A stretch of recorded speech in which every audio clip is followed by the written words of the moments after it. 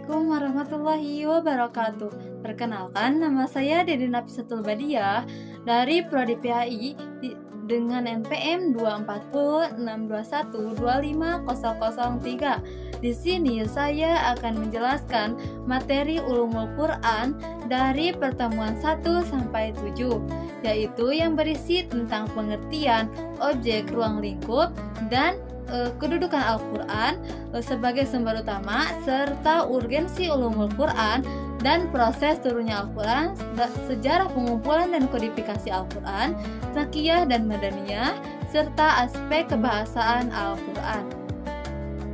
Nah, yang pertama saya akan membahas tentang pengertian objek dan ruang lingkup ulumul Quran. Di sini ada yang tahu gak apa itu ulumul Quran? Nah, ulumul Quran adalah ilmu yang membahas segala hal yang berkaitan dengan Al-Quran, baik dari segi turunnya, penulisan, serta membaca hingga penafsirannya. Objek kajian itu sendiri dari ulumul Quran adalah Al-Quran itu sendiri, baik dari lafaz, teksnya maupun dari segi maknanya. Ruang lingkup ulumul Quran diantaranya ada asbabun nuzul atau disebut sebab turunnya ayat, yang kedua Makiyah dan Madaniyah, yang ketiga qiraat atau cara membacanya, yang keempat tafsir, yang kelima nasih dan mansuh, yang terakhir yaitu serta aspek kebahasaan. Jadi, ulumul Quran dapat diibaratkan sebagai alat atau kunci untuk memahami isi Al-Quran secara lebih mendalam dan tidak keliru. Nah, yang selanjutnya ada kedudukan Al-Quran sebagai sumber utama. Al-Quran memiliki kedudukan yang paling tinggi, yaitu sebagai sumber utama dari segala ajaran dan hukum. Artinya, semua aturan dalam kehidupan umat Islam harus bersumber dari Al-Quran dan tidak boleh bertentangan dengan Al-Quran. Nah, Al-Quran juga sebagai pedoman hidup kita. Kita tanpa Al-Quran mungkin tidak tahu arah kita harus ngapain dalam hidup itu. Tidak ada, kan di dalam Al-Quran itu berisi tentang doa, perintah sholat, perintah zakat, tentang seluruh kehidupan kita diatur dalam Al-Quran. Jadi Al-Quran itu sangat penting dalam kehidupan kita. Nah, sesuai dalam Al-Quran, Quran surat Al-Baqarah ayat 2 yang berbunyi A'udzubillahi minasyaitonirrajim. Bismillahirrahmanirrahim. Dzalikal kitabu la raiba fihi hudal lil muttaqin. Shadaqallahul azim. Nah, dari ayat itu Al-Quran disebutkan yaitu sebagai petunjuk bagi orang-orang yang bertakwa. Selain itu, Al-Quran menjadi dasar bagi sumber hukum lainnya seperti ijma, hadis, dan qiyas. Oleh karena itu, kedudukan Al-Quran bukan hanya sebagai kitab suci yang dibaca, tetapi juga sebagai pedoman hidup yang harus dipahami dan diamalkan. Nah, yang selanjutnya ada urgensi ulumul Quran. Lalu, kenapa kita perlu ulumul Quran? Di sini ada yang tahu gak? Nah, jawabannya karena tidak semua ayat langsung dipahami secara literal, tetapi ada juga ayat yang memiliki konteks tertentu. Ada yang umum dan ada juga yang khusus. Nah, maka dari itu kita perlu memahami ulumul Quran, karena ulumul Quran itu membahas tentang konteks dalam Al-Quran, pemahaman, tafsir, qiraat, dan banyak lagi. Nah, sesuai dengan ayat Al-Quran tentang urgensi ulumul Quran itu pada surat An-Nahl ayat 44 yang berbunyi A'udzubillahi minasyaitonirrajim bil bayyinati zabur wa anzalna ilaika dzikra litubayyana lin-nasi ma nuzzila ilaihim wa la'allahum yatafakkarun. Sadaqallahul azim. Nah, yang artinya mereka kami utus dengan membawa keterangan-keterangan atau mujizat dan kitab-kitab, dan kami menurunkan az-zikr atau Al-Quran kepadamu agar engkau menerangkan kepada manusia apa yang telah diturunkan kepada mereka agar mereka memikirkan. Nah, dari ayat tadi yang udah saya bacakan itu menjelaskan bahwa Al-Quran itu perlu dijelaskan kepada manusia dengan jelas. Oleh karena itu, ulumul Quran membantu kita memahami makna ayat secara tepat dan menghindari kesalahan penafsiran dalam penafsiran. Oleh karena itu, ulumul Quran membantu kita memahami makna ayat secara tepat dan menghindari kesalahan dalam penafsiran. Nah, yang selanjutnya ada proses turunnya Al-Quran. Al-Quran itu turun berangsur-angsur lewat malaikat Jibril dengan kurang lebih 23 tahun secara bertahap. Nah, proses turunnya Al-Quran itu melalui beberapa tahapan, yaitu mulai dari Allah ke Lauhul Mahfuz. Dari Lauhul Mahfuz diturunkan ke langit dunia. Nah, dari situ disampaikan kepada Nabi Muhammad secara berangsur-angsur. Nah, sesuai dengan Al-Quran surat Al-Isra ayat 106 yang menerangkan bahwa Al-Quran itu diturunkan secara berangsur-angsur. Nah, yang berbunyi A'udzu billahi minasyaitonir rajim. Bismillahirrahmanirrahim. Wa Qur'anan faraqnahu litaqra'ahu 'alan nasi 'ala muqtin wa nazzalnahu tanzila. Nah, sadaqallahul azim. Yang artinya, dan Al-Quran kami turunkan berangsur-angsur agar engkau Muhammad membacakannya kepada manusia secara perlahan-lahan, dan kami menurunkannya secara bertahap. Quran surat Al-Isra ayat 106. Nah, dari ayat itu jelas bahwa Allah menurunkan Al-Quran itu agar Nabi Muhammad menyampaikan kepada manusia itu secara bertahap. Nah, dengan bertahap itu dan Al-Quran itu diturunkan bertahap sesuai dengan kejadian pada waktu itu. Nah, adapun hikmah dari diturunkannya Al-Quran secara bertahap-tahap antara lain yang pertama, agar mudah dipahami oleh umat. Yang kedua, menyesuaikan dengan kondisi dan peristiwa yang terjadi. Yang terakhir, serta untuk menguatkan hati Nabi Muhammad dalam menghadapi tantangan. Hal ini menunjukkan bahwa Al-Quran sangat memperhatikan kondisi manusia dalam menyampaikannya. Nah, yang selanjutnya ada sejarah pengumpulan dan kodifikasi Al-Quran. Pada masa Nabi Muhammad, Al-Quran tidak dibukukan dalam satu mushaf seperti sekarang, tetapi saat itu Al-Quran dijaga dengan dua cara, yaitu dengan dihafal oleh para sahabat dan ditulis di berbagai media seperti pelepah kurma, kulit, tulang, dan batu. Nah, setelah Nabi wafat, terjadi peristiwa penting, yaitu banyaknya para penghafal Al-Quran yang gugur dalam peperangan, khususnya dalam perang Yamamah. Nah, dari situlah para sahabat berpikir agar Al-Quran itu tetap terjaga. Nah, hal ini menimbulkan terjaga. Nah, pada masa Khalifah Abu Bakar, di situ atas usulan Umar bin Khattab, Khalifah Abu Bakar memerintahkan untuk mengumpulkan Al-Quran dalam satu kumpulan. Tugas ini diberikan kepada Zaid bin Sabit. Pengumpulan dilakukan dengan sangat teliti, yaitu dengan mencocokkan hafalan para sahabat dan tulisan yang ada. Nah, dari situ dilanjutkan kepada masa Umar bin Khattab. Nah, pada masa Umar bin Khattab ini mushaf yang telah dikumpulkan kemudian disimpan dan dijaga dengan baik. Nah, kalau pada masa Umar bin Khattab hanya untuk mengumpulkan dan disimpan. Nah, diteruskan lagi dengan masa Utsman bin Affan.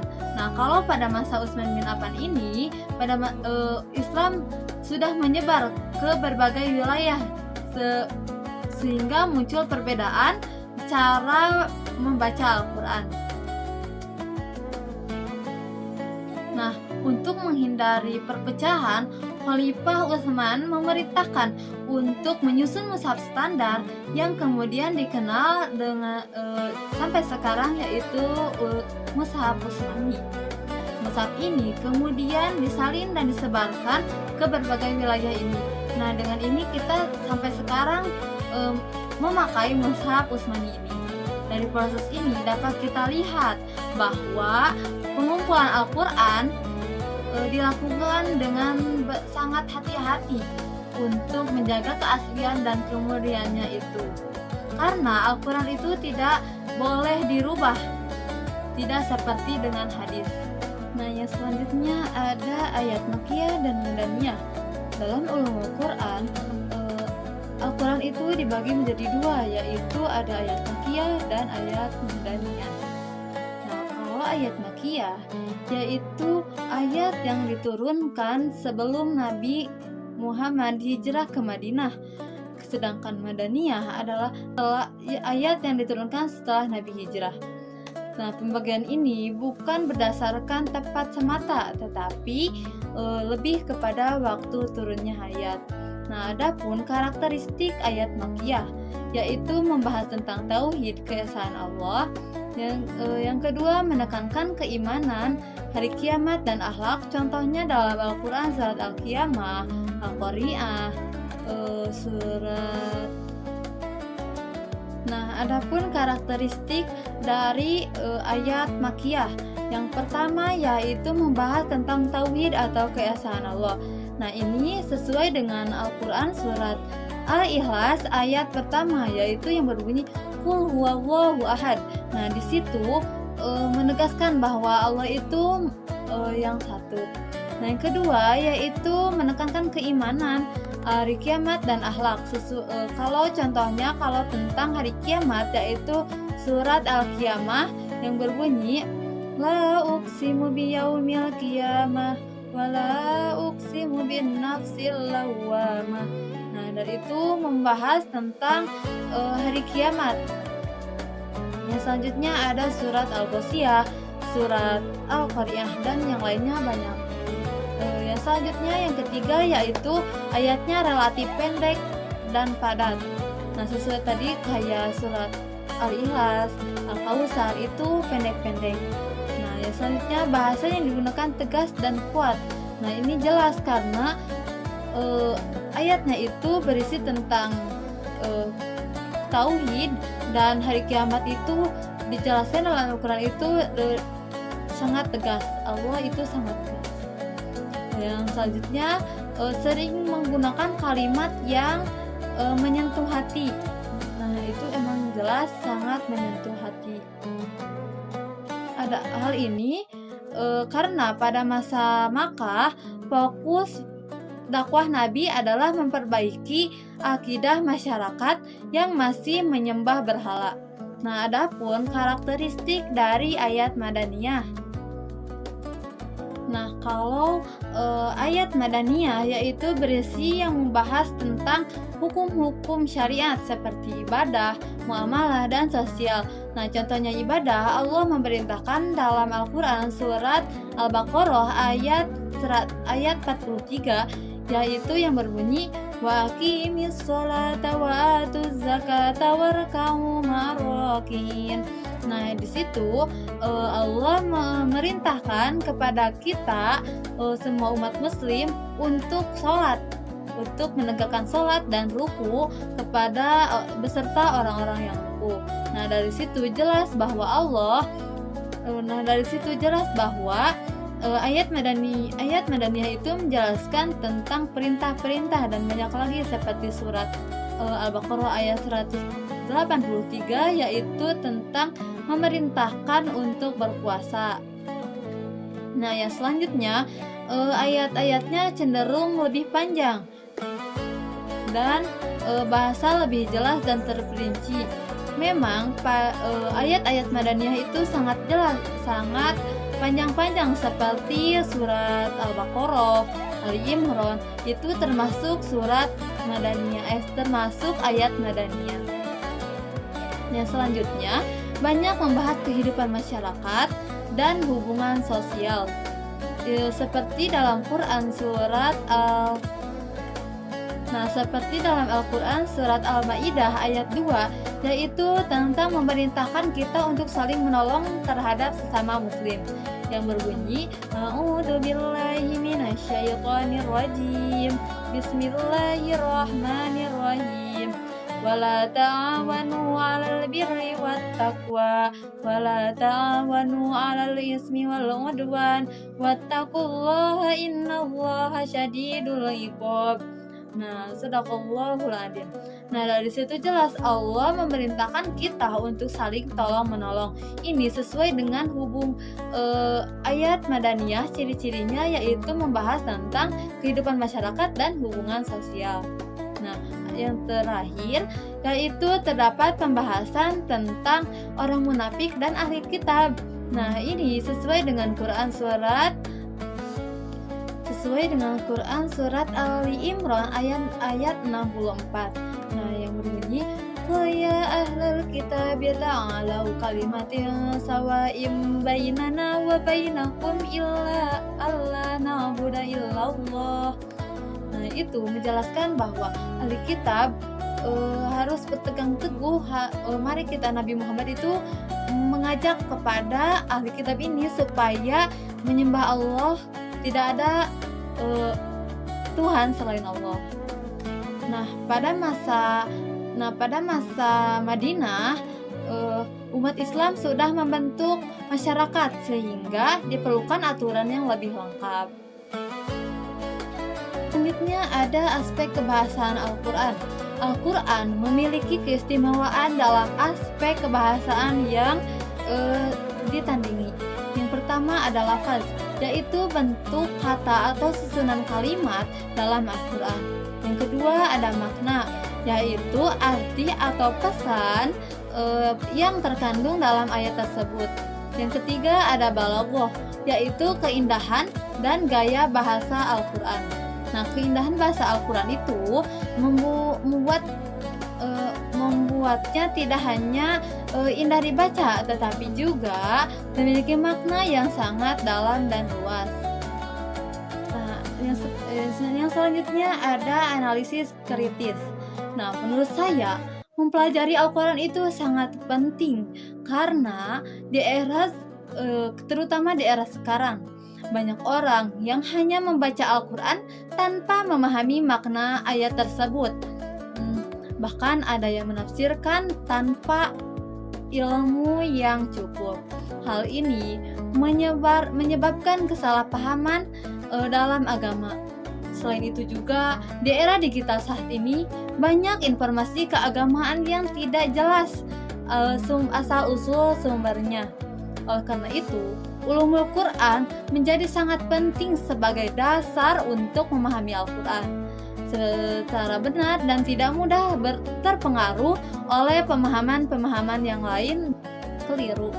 Dengan ulumul Quran, kita bisa memahami Al-Quran secara lebih mendalam dan mengamalkannya dalam kehidupan sehari-hari. Jadi ulumul itu sangat penting karena itu menjadi pedoman hidup dalam kehidupan sehari-hari kita. Tanpa Al-Quran kita tidak tahu arahnya kemana. Jadi mempelajari ilmu Al-Quran itu sangat penting dalam kehidupan sehari-hari. Dapat disimpulkan dari penjelasan materi 1 sampai ke 7, dapat disimpulkan bahwa ulumul Quran itu adalah ilmu yang sangat penting untuk memahami Al-Quran secara benar dan mendalam. Dengan mempelajarinya, kita tidak hanya membaca Al-Quran, tetapi juga paham dan mengamalkan isi Al-Quran kandungannya dalam kehidupan sehari-hari. Mungkin itu saja yang dapat saya sampaikan. Wassalamualaikum warahmatullahi wabarakatuh.